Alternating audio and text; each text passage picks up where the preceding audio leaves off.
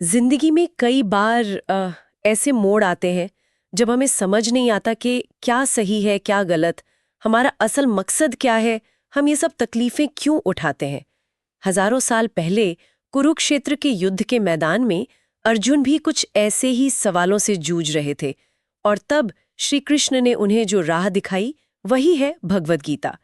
आज हम इसी गहरे ज्ञान पर थोड़ी चर्चा करेंगे, खास तौर पर स्वामी भक्ति भावन विष्णु की प्रस्तावना और स्वामी भक्ति गौरव नरसिंह की भूमिका और टीका, जिसे अनुवृत्ति कहते हैं, उसके नजरिए से।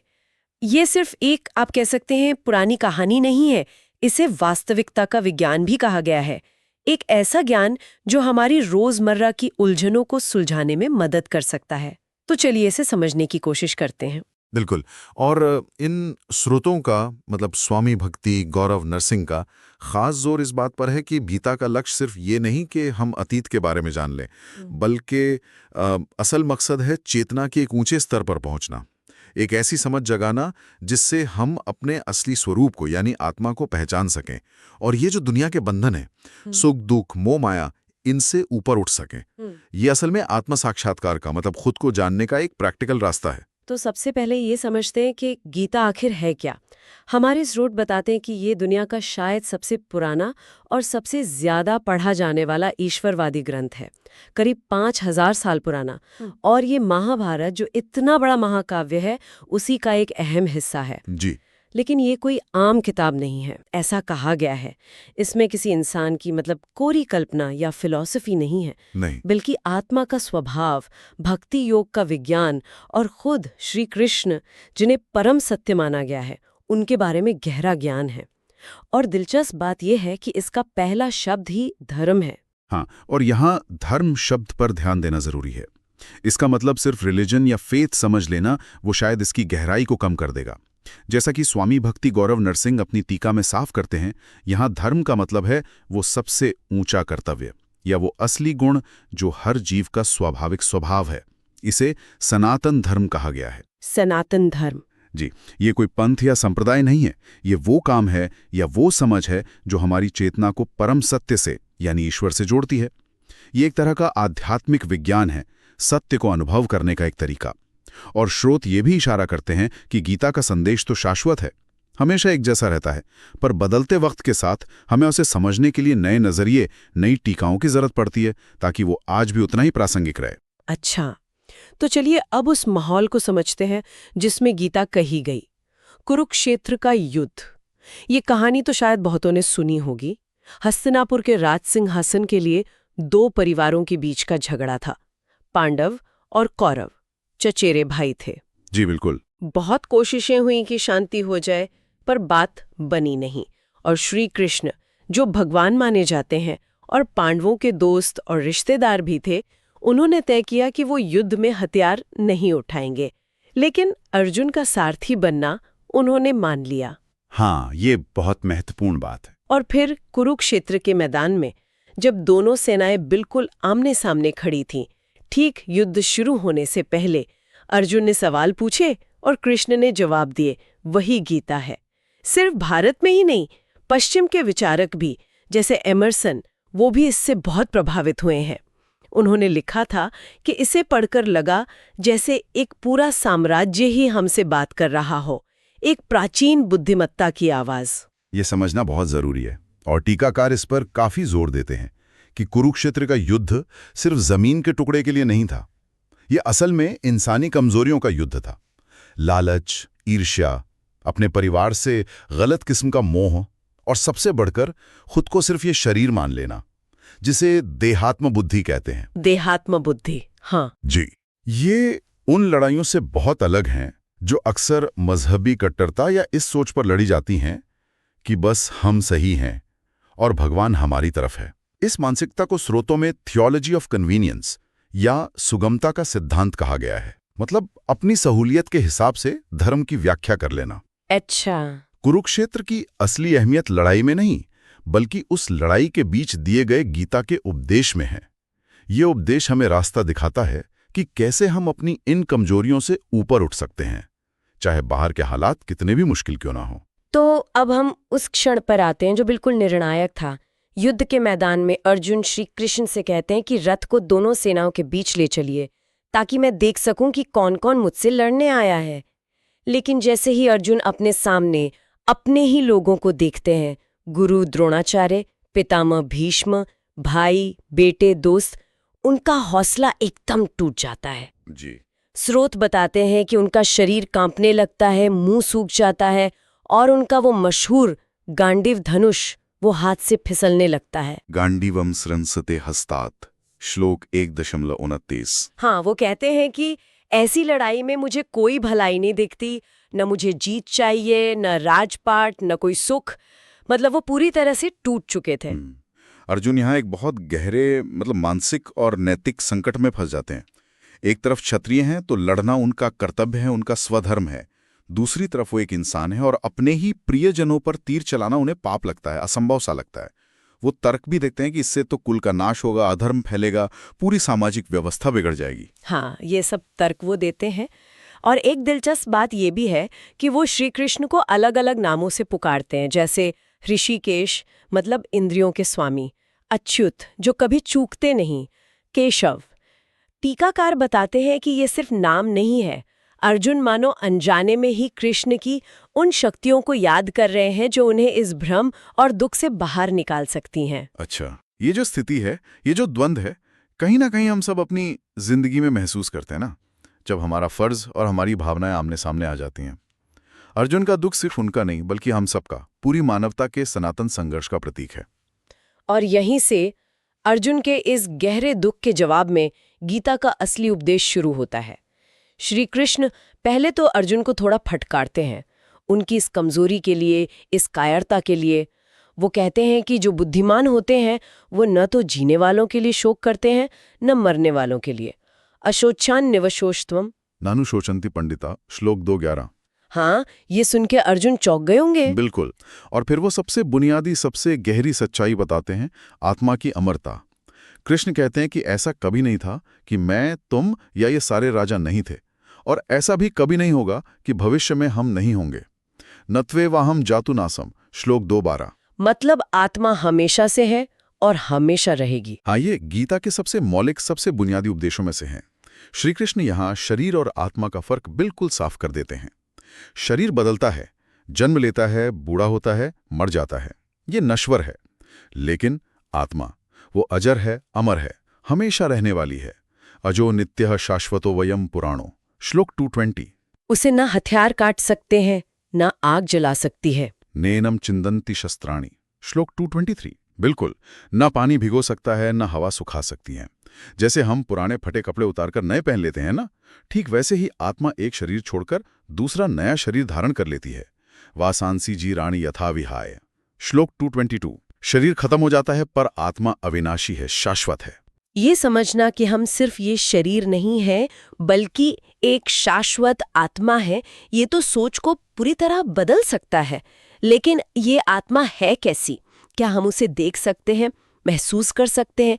इतनी सूक्ष्म है क्या? हाँ, बहुत ही सूक्ष्म। स्रोत बताते हैं अणु के समान। इन भौतिक आंखों से देखना तो संभव नहीं है। श्वेताश्वतर और मुंडक उपनिषद का हवाला देते हुए टीका में बताया गया है कि ये कितनी सूक्ष्म सूचिए, बाल की नोक के 100वें हिस्से का भी 100वां हिस्सा। वाव! उतनी। लेकिन यही सूक्ष्म आत्मा हृदय में स्थित होकर पूरे शरीर में चेतना मतलब जीवन शक्ति फैलाती है। अच्छा।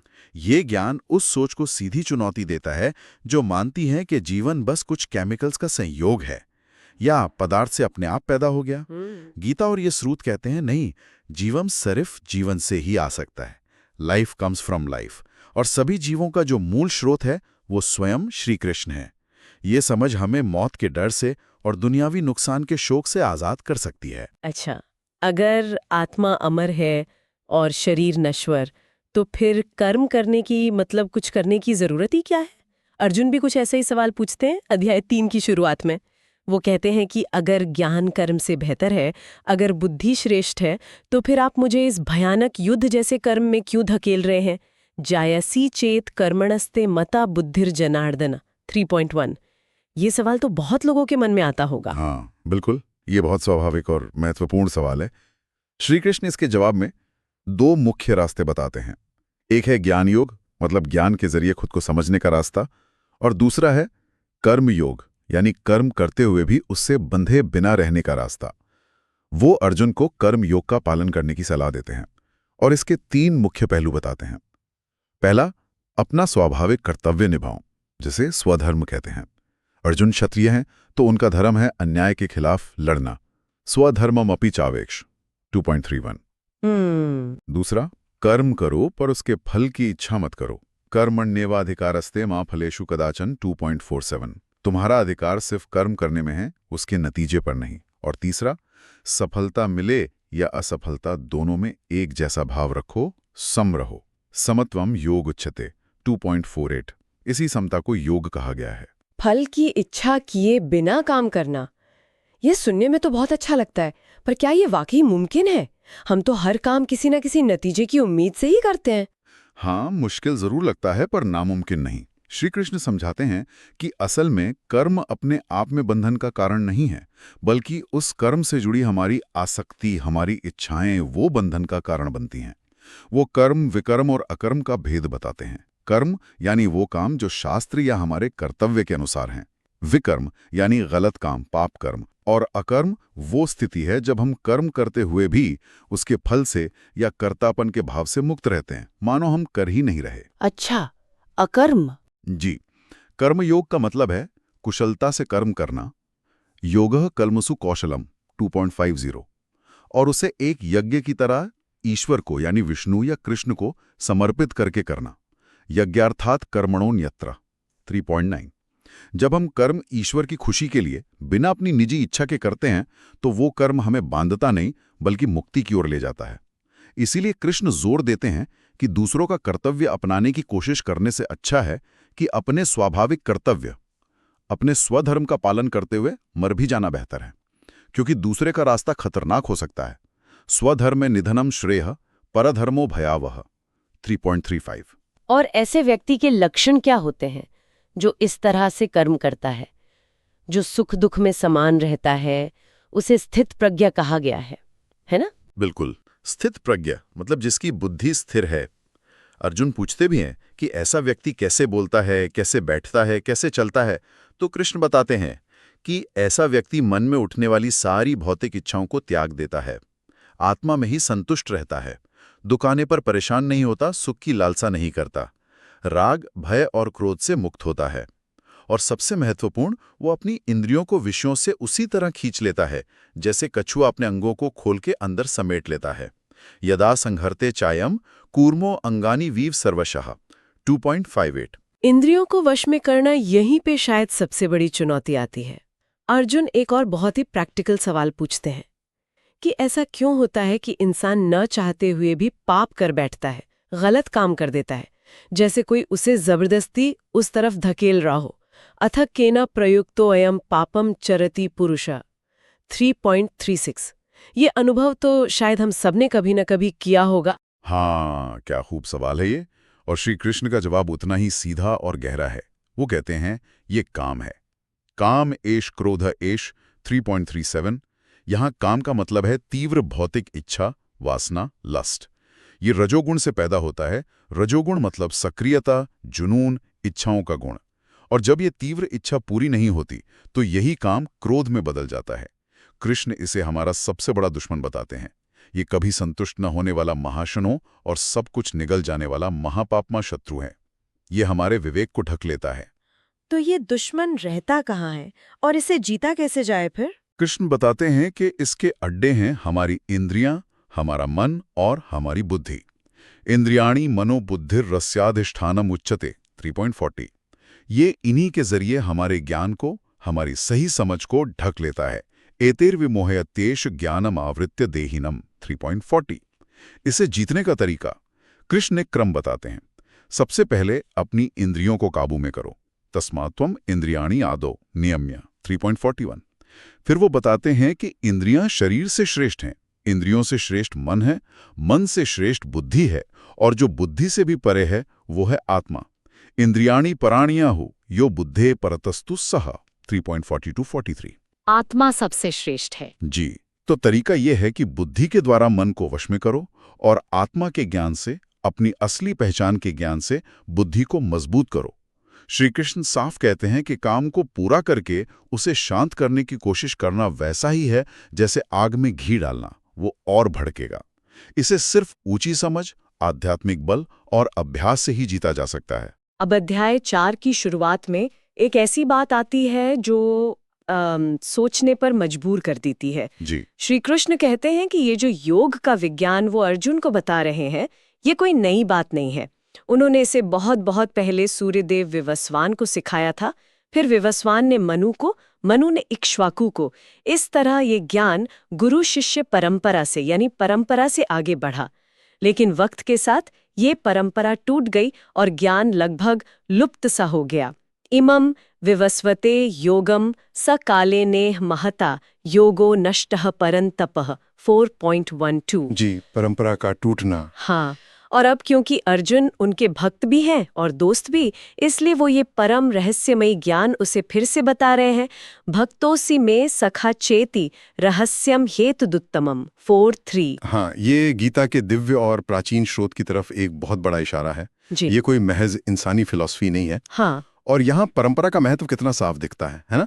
ज्ञान को उसके असली रूप में बिना मिलावट के समझने के लिए एक प्रमाणित गुरु शिष्य श्रृंखला जरूरी है। नहीं तो हर कोई अपनी मनमर्जी से मतलब निकाल सकता। बिल्कुल। और गीता के इस गहरे रहस्य को समझने की योग्यता क्या बताई? भक्त होना और मित्र होना। भक्तोसी में सखा चेती। ये बड़ी दिलचस्प बात है। ज्ञान पाने के लिए सिर्फ बुद्धि, सिर्फ इंटेलेक्ट ही काफी नहीं, बल्कि हृदय में श्रद्धा और प्रेम का भाव भी चाहिए। स्रोत इस बात पे जोर देते हैं कि भगवान कोई दूर बैठे डराने वाले शासक नहीं, बल्कि हमारे सबसे करीबी दोस्त और भला चाहने वाले हैं। सुहृदम सर्वभूतानाम। यही दोस्ती का, यही भरोसे का भाव इस गहरे ज्ञान को ग्रहण करने की कुंजी है। इस पर अर्जुन तुरंत एक सवाल पूछते हैं जो बिल्कुल स्वाभाविक है, किसी के भी मन में आएगा। वो कहते हैं कि सूर्यदेव विवस्वान तो जन्म के हिसाब से आपसे बहुत पहले हुए थे, तो ये कैसे मुमकिन है कि आपने उन्हें शुरुआत में ये ज्ञान दिया था? अपरम भवतो जन्म परम जन्म विवस्वतः 4.4। हाँ, और ये सवाल आगे चलकर श्री कृष्ण को अपने दिव्य जन्म और कर्मों के बारे में बताने का अवसर देता है, जो गीता के और भी गहरे सिद्धांतों को खोलता है। लेकिन यहाँ तक जो हमने चर्चा की उसका अगर सार देखें तो अर्जुन के सामने जो चुनौती थी, कर्तव्य और मोहों का संघर्ष, उसका समाधान कृष्ण ने कई स्तरों पर दिया।